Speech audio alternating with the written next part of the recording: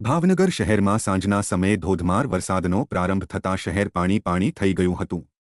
શહેરમાં Panwadi, Shastrinagar, Kaliyabid, RTO circle, કુંભારવાડામાં રસ્તાઓ પર નદીઓ વહેતી હોય તેવા દ્રશ્યો જોવા મળ્યા હતા। 2 દિવસના વિરામ બાદ ભાવનગર શહેર અને જિલ્લામાં મેઘરાજા મહેરબાન થતાં લોકોમાં અને ખેડૂતોમાં રાહત થઈ હતી। ભાવનગર જિલ્લામાં સારા વરસાદથી વાવણી પછી ખેડૂતોને રાહત થઈ છે। સર્વત્ર વરસાદથી જગતનો તાત ખુશખુશાલ છે। ત્યારે સરકારી તંત્રના જણાવ્યા પ્રમાણે તાલુકામાં વરસાદ જોઈએ તો વલભીપુરમાં 95 mm, Umrala 77 mm, Bhavnagar 45 mm, Ghogha 19 mm, Sihor 23 mm, Gariadhar 6 mm, Palitana 22 millimetre, Talaja 25 millimetre, Mahuva 16 mm અને જેસરમાં 8 mm વરસાદ નોંધાવા પામ્યો છે।